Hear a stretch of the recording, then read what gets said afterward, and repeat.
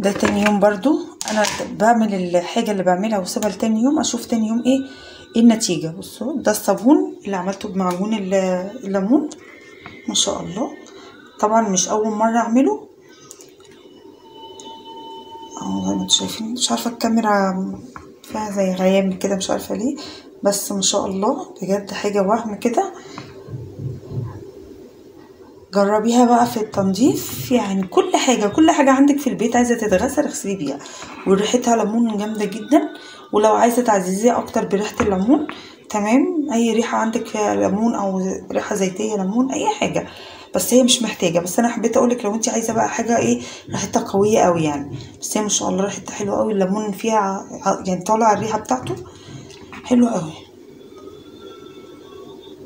احنا بنحاول نعمل اي حاجه في بايدينا في البيت نوفر وتطلع بانتاج او منتج كويس جدا وفعاليته حلوه وجودته عاليه ونظافته فوق الخيال.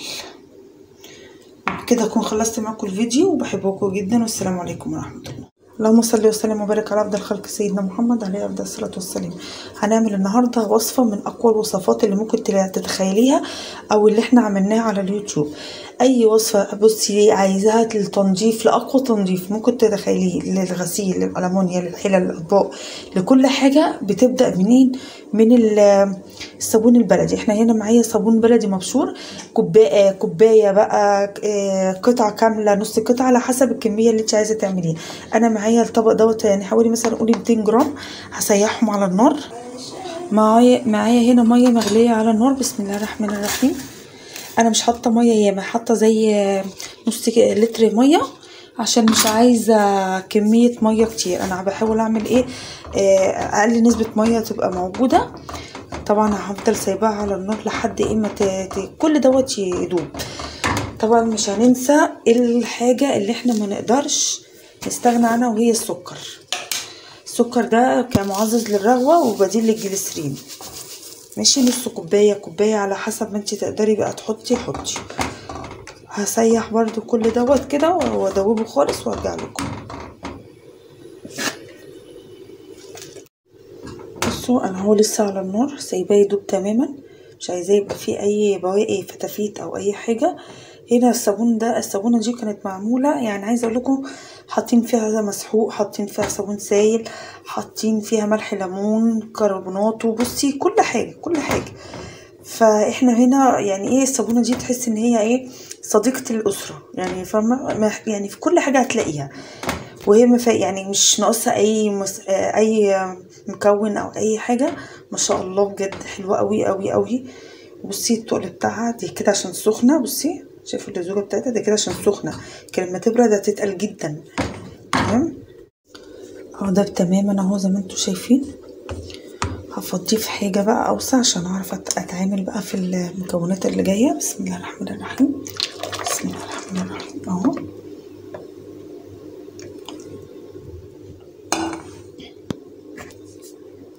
زي ما انتوا شايفين تمام التمام يعني. بصوا حاجه عظمه، حاجه كده جميله. بصوا بقى البوب بتاعنا، الخلطه الجباره اللي هي معجون الليمون وقشر يعني قشر الليمون والسفندي والبرتقال، الحاجات الحمضيات دي عارفين حاجه كده وهم. انا معايا هنا زي نص كوبايه افضيها هنا. هفضيها ليه وهي سخنه؟ عشان هي ماسكه نفسها شويه، فانا عايزاها تسيح عشان يبقى في عارفين لما اجي اقلبها تبقى في اندماج كده سريع، ما يبقاش في تكتل. فوهي سخنه كده هقلب ده على ده. هنزل بالكميه اللي موجوده كلها اهو. طبعا معجون الليمون ده فيها كربونات وفيها ملح ليمون، احنا مش محتاجين نحط فيها اي اضافات تانية. والصابونه برضو مش محتاجه اي اضافات. بصوا هو ده اللي انا بكلمكم عليه. لما انا ضفت الليمون والصابون سخن بصي ده يبقى او فك بسرعه يعني، ما دوخنيش في حته ان انا ايه اقلب فيه كتير. تمام اهو زي ما انتم شايفين ما شاء الله. بصوا ده لسه سخن، لما يبرد بقى برضو ايه هيتقل معانا. بقى ايه هنا نص كيلو صابون سائل. بسم الله الرحمن الرحيم. انا مش هزود ميه خالص، انا عايزاه يبقى زي معجون.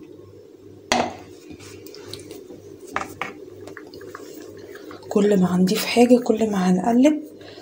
عايزة اقول لكم ريحة الليمون طالعة من معجون الليمون اللي احنا عاملينه فظيع بجد، حاجة كده ولك ان تتخيلي النظافة. لا حاجة وهم بجد.